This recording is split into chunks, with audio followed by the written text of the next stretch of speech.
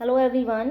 आज हम बात कर रहे हैं IBPS RRB PO and clerk. PO का थोड़े से डिफिकल्ट लेवल के क्वेश्चंस आएंगे एंड क्लर्क के अंदर थोड़े से इजी लेवल के।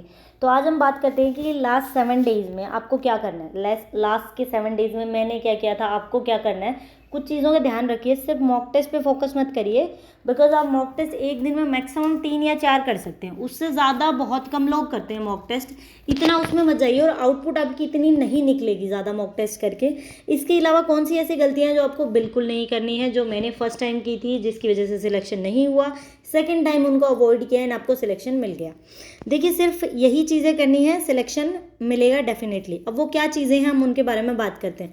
सबसे पहले देखिए, अगर आप दिन में 3 या 4 मॉक, मैं मैक्सिमम बता रही हूँ, ऐसा कोई स्टूडेंट्स, बहुत कम स्टूडेंट होंगे, 1%, 0.5% जो 3 से 4 मॉक डेली बेसिस पे देते हैं।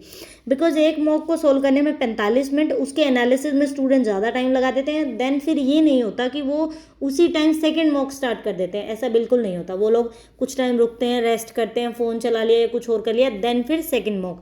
तो इस तरह से 4 मॉक को करने में भी बहुत ज़्यादा टाइम लग जाता है। और आउटपुट क्या मिलेगी आपको, सिर्फ इतने। अब देखिए, ये आपका आ गया लास्ट के 7 डेज पीक टाइम। जो इंपॉर्टेंट चीज़ें हैं वही करनी है, सब पे नहीं जाना। अब सिंप्लीफिकेशन करने का कोई फ़ायदा नहीं है। अप्रॉक्सीमेशन, आपकी क्वाड्रेटिक इक्वेशन जो भी है आपको आ गई है, आपकी प्रैक्टिस हो गई है। अगर इन चीज़ों का करना है तो आप क्या कर सकते हैं, डेली 20 मिनट, 1 घंटा लगाइए, उसमें आप 40 क्वेश्चन क्वाड्रेटिक इक्वेशन के कर दीजिए, 20-30 क्वेश्चन सिंप्लीफिकेशन, थोड़े बहुत अप्रॉक्सीमेशन, इन चीज़ों में लगा दीजिए। अब तक आपने, इसका मतलब अगर आपने अब तक लगभग मेरे हिसाब से आपने 50-60 मॉक दे दिए होने चाहिए, अगर आप बढ़िया तरीके से आप चाहते हैं कि आपका सिलेक्शन हो। अगर आप अच्छे से प्रिपरेशन करें, अगर आप टाइम पास कर रहे हैं तो आपने 3-4 मॉक, 10-12 मॉक ही दिए होंगे। लेकिन अगर अच्छे बढ़िया डेडिकेशन से पढ़ रहे हैं तो अब तक 40-50 मॉक टेस्ट हो जाने चाहिए थे आपके। तो उसमें आपकी सारी चीज़ें हो चुकी हैं ये सब। अब मोस्ट इंपॉर्टेंट चीज़ क्या चीज़ है जिससे स्टूडेंट डरते हैं। देखिए, अगर आप क्लर्क की बात करें तो आपका जो क्वाड्रेटिक इक्वेशन, या फिर हम बोलते हैं कि डीआई की बात करते हैं, तो डीआई इजी लेवल की आएगी, इतनी डिफिकल्ट नहीं आएगी।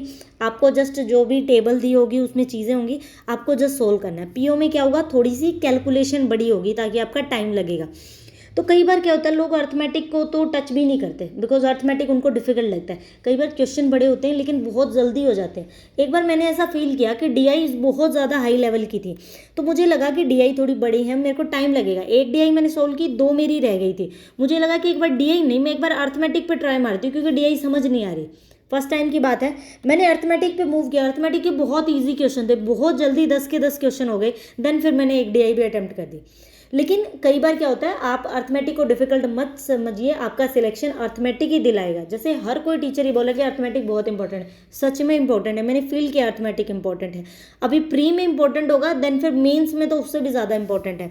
तो अब हम क्या करते हैं, इंपॉर्टेंट चीज़ की अगर मैं बात करूँ तो आप क्वांट्स में क्या करिए, मैथ्स की बात करते हैं। तो मैथ में आपको क्या करना है, क्वांट सेक्शन की अगर हम बात करें तो क्वांट में आप क्या करिए, अभी तक मोस्ट इंपॉर्टेंट सिर्फ अर्थमेटिक पे फोकस करिए। 800, 700, 800 क्वेश्चन आपको अर्थमेटिक के करने हैं। और रीजनिंग में क्या करना है, पजल्स, जो भी आप मॉक टेस्ट कर रहे हैं उसमें अगर आप अर्थमेटिक की बात करें तो अर्थमेटिक के 10 से 12 क्वेश्चन होंगे, आप वो 10 से 12 क्वेश्चंस कर लीजिए। इसके अलावा अगर आपको डीआई डिफिकल्ट लगती है तो 2-2 सेट डीआई के होंगे, वो कर लीजिए। नंबर सीरीज डिफिकल्ट लगती है तो 5 क्वेश्चन होते हैं नंबर सीरीज के, इतना कर लीजिए आप क्वांट्स में से। और रीजनिंग में आपको क्या करना है, रीजनिंग में आपको करना है सिर्फ पजल्स और सिटिंग अरेंजमेंट। लगभग 25 नंबर की पजल मिल जाएंगी आपको, मतलब हर के अंदर आपको 4 से 5 पजल्स देखने को मिलेंगी। आपको सिर्फ यही करना है। अब हम बात करते हैं कि मैं आपको क्या चीज़ें करवा सकती हूँ। अगर आपका रिस्पॉन्स वीडियो पे अच्छा रहा देन मैं आपको बढ़िया से करवाऊंगी। क्या चीज़ें करवा सकती हूँ मैं आपको, देखिए, अगर मैं क्वांट्स की बात करूँ तो क्वांट्स के अंदर अगर सिर्फ हम अर्थमेटिक करते हैं, सिर्फ अर्थमेटिक पे फोकस करते हैं, तो 13 तो है प्रीवियस ईयर के पेपर हैं, जिसमें आपको क्या क्या दे रखा है, 2019 से लेके 2022 तक के जो 2-2, 3-3 शिफ्ट हुई है ना, सबके मॉक टेस्ट अवेलेबल है।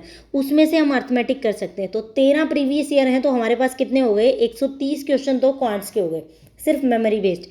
इसके अलावा अगर हम टेक्स्ट बुक की बात करें तो यहाँ से हम क्या कर सकते हैं, 30 मॉक टेस्ट है, हर में अगर 10 क्वेश्चन है, 10 से 12 क्वेश्चन, तो हम अप्रोक्सीमेट 300 क्वेश्चन, 300 मान लेते हैं कि हर मॉक टेस्ट के अंदर 10 अगर अर्थमेटिक के हैं तो 30 मॉक टेस्ट में 300 क्वेश्चन वो बन गए। तो ये 300 क्वेश्चन हो गए। इसके अलावा अब हम उठाते हैं गाइडली वाला। गाइडली में 20 मॉक टेस्ट हैं, तो हर में अगर 10 क्वेश्चन है तो 200 क्वेश्चन ही ये हो गए 500, तो लगभग 630 क्वेश्चन तब हुए जब हमने 10-10 क्वेश्चन माने। लेकिन अगर आपको आरआरबी का पता हो तो उसमें 10 से 12 कई बार 13 क्वेश्चन भी हो जाते हैं। तो अप्रोक्सीमेट अगर हम माने तो हमारे पास 750 से 800 क्वेश्चन अर्थमेटिक के बनेंगे।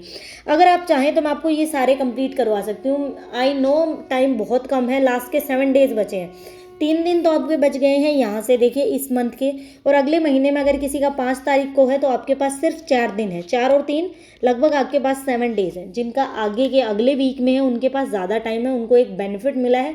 लेकिन जो सेकंड वीक होता है उसमें पेपर डिफिकल्ट देते हैं वो लोग, क्योंकि उनको लगता है कि पेपर का पैटर्न आपको पता लग गया। जो स्टार्टिंग वाले होते हैं उनका पेपर ईजी होता है, लेकिन सेकेंड वाले को टाइम ज़्यादा मिल जाता है।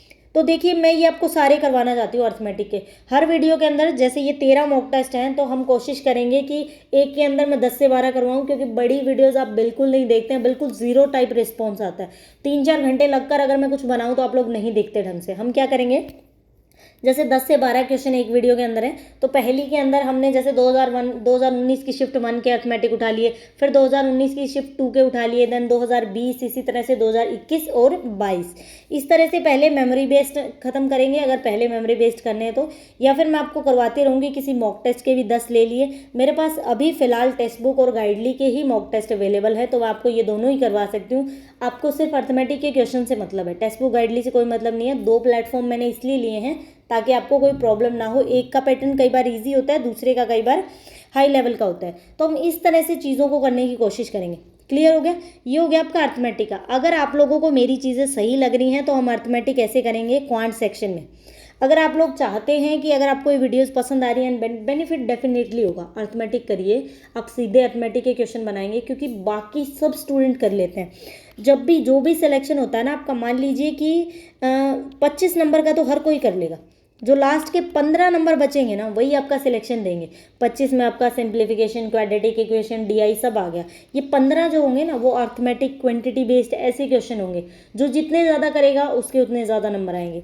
अब हम बात करते हैं रीजनिंग की।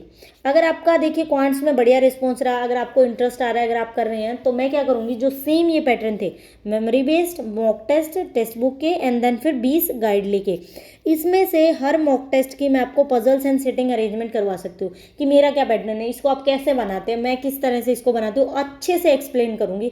तो आप अभी और कुछ भी मत पढ़िए, आप सिर्फ फोकस करिए अर्थमेटिक और डीआई के ऊपर, एंड रीजनिंग में आप करिए पजल। क्योंकि देखिए आपको इनइक्वालिटी बनानी आ गई, सिलॉक्स आपको आ गया है, आप वहाँ पे बना लेंगे।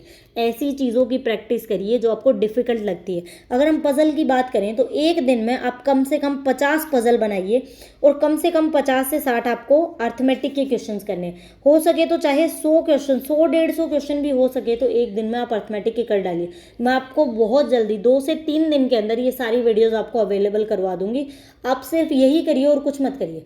अगर खुद से मॉक टेस्ट लगा के समझ में आ रहा है तो कोई प्रॉब्लम नहीं है, जिस क्वेश्चन में अटक रहे हैं वो देख लीजिए। तो ये मेरा मेथड है। आप अपना रिस्पॉन्स कमेंट सेक्शन में बता दीजिए आपको क्या इंप्रूवमेंट चाहिए, या फिर अगर आपको देखिए ऑलिव बोर्ड के चाहिए ना, तो ऑलिव बोर्ड के भी मॉक टेस्ट के अर्थमेटिक हम कर सकते हैं, लेकिन वो लास्ट में करेंगे।